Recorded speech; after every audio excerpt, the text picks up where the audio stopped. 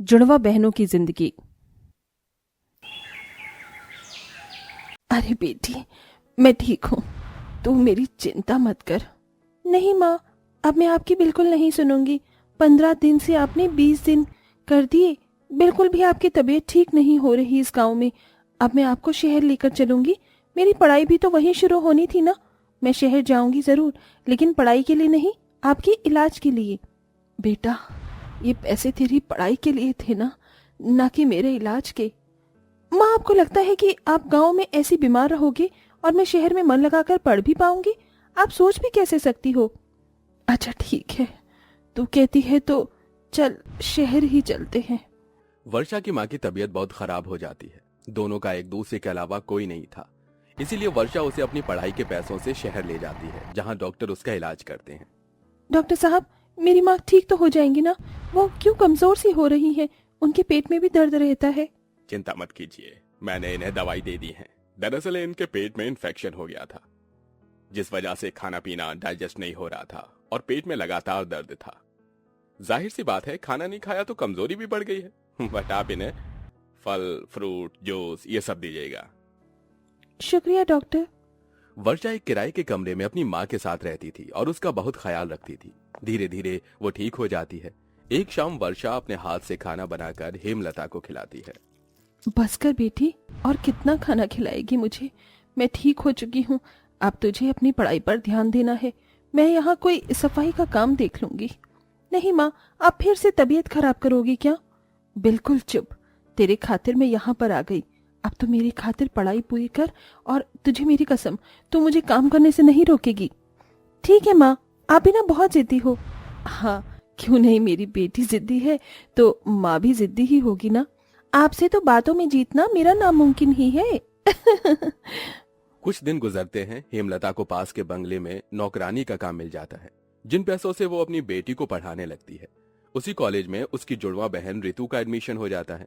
एक दिन वर्षा अपनी सहेली कीर्ति के साथ क्लास से बाहर आकर कैंटीन में जाती है। ओह नो, मैं तो अपने नोट्स वहीं डेस्क पर ही भूल कर आ गई। लगता है अब वापस जाना पड़ेगा। रुक जा, तू मत जा, मैं लेकर आती हूँ तेरे नोट्स। मेरी वाटर बॉटल भी वहीं रह गई है। ओके, जल्दी आना, मैं यहाँ पर वेट कर रही हूँ। वर्षा कैंटीन में बैठ जाती है और कीर्ति क्लास की तरफ जाती है कि उसकी टक्कर रितु से हो जाती है, जो कि शॉर्ट ड्रेस पहने हुई थी। अचानक से उसे देखते ही कीर्ति चिल्ला पड़ती है। वर्षा, तू एकदम से मेरे सामने कैसे आ गई? अभी तो मैं तुझे कैंटीन में छोड़कर आई हूँ, और ये तूने इतनी जल्दी ड्रेस कैसे चेंज कर ली? तू तो कभी ऐसे कपड़े नहीं पहना करती थी। तेरा सलवार सूट कहाँ चला गया? Are you lost of your mind? मैं कोई गवार नजर आती हूँ तुम्हें जो सलवार सूट पहनो? मैं हमेशा से ऐसे कपड़े ही पहनती थी। और हाँ, मेरा नाम वर्षा नहीं रितु है। Got it? वर्षा देख, ऐसा बड़ा मजाक मत करना। तेरी सहेली हूँ, कपड़े चेंज करते ही तो मुझे भूल जाएगी क्या? देखो, बकवास मत करो, मैं तुम्हें जानती भी नहीं हूँ। दोबारा परेशान करोगी तो प्रिंसिपल से शिकायत कर दूंगी। रितु वहां से चली जाती है। उसके जाते ही वर्षा आ जाती है। ओए कीर्ति, कहाँ रह गई थी तू नोट्स और बॉटल लाने में? पता है कब से तेरा कैंटीन में बैठकर इंतजार कर रही हूँ। ऑर्डर भी कैंसिल करवाना पड़ा। वर्षा, तू यहाँ से गई और इधर से कैसे आ गई? और वो भी इतनी जल्दी कपड़े बदल कर? तू मेरे साथ बहुत गंदा मजाक कर रही है ना? वैसे क्यों कर रही है? मैंने तुझे कभी ऐसे परेशान किया? ये तो क्या बोल रही है? मैंने तो सुबह से सूट पहन रखा है, मैं कपड़े कहाँ से बदलूंगी? मेरे पास तुझे पैसों का पेड़ दिख रहा है क्या? अभी तू बहुत सुंदर सा मेकअप करके शॉर्ट ड्रेस में आई थी और चिल्ला रही थी। मुझे लगता है या तो तुझे बुखार हो गया है या तूने मेरा कोई भूत देख लिया है। नहीं वर्षा, मैं झूठ नहीं बोल रही। मैंने अपनी आंखों से देखा कि तेरे जैसी हूबहू लड़की शॉर्ट ड्रेस में थी। मैं तो उसको वर्षा बोल रही थी, पर वो मुझ पर चिल्लाई, बोली कि मैं रितु हूँ। कहीं वो तेरी जुड़वा बहन तो नहीं? लगता है तेरा दिमाग खराब हो गया है। अरे मैं अपनी मम्मी की इकलौती हूँ, मेरी कोई जुड़वा बहन हो ही नहीं सकती। मैं गांव से आई हूँ। चल घर चल, पका दिया है तूने मुझे आज बिल्कुल। फिर दोनों सहेलियां बात करते करते अपने घर चली जाती हैं। अगले दिन फिर किसी को कीर्ति की तरह धोखा होता है और आखिरकार शाम को दोनों एक दूसरे से टकरा जाती हैं। तभी आसपास के बच्चे कहते हैं, ओह माय गॉड, ये मैं क्या देख रहा हूँ? ये दोनों तो बिल्कुल हूबहू हैं। हाँ बिल्कुल, सीता गीता की मूवी की तरह। आज से पहले मैंने कभी दो जुड़वा बहनें कहीं नहीं देखी। ये क्या बकवास लगा रखी है तुम दोनों ने? और मैं नहीं मानती कि यहाँ मेरी कोई जुड़वा बहन है। मैं महलों में अकेली पली बड़ी हूँ और आज तक इसको देखा नहीं है। और जरा इसका ड्रेसिंग सेंस तो देखो, ये तो मेरे आसपास भी नहीं भटकती। गरीब कहीं की, सिर्फ शक्ल मिल जाने से ये मेरी बहन थोड़ी बन जाएगी। जरूर इसकी मम्मी ने मुझे देख लिया होगा, इसीलिए पैसे ऐंठने के लिए इसे इस कॉलेज में भेज दिया है।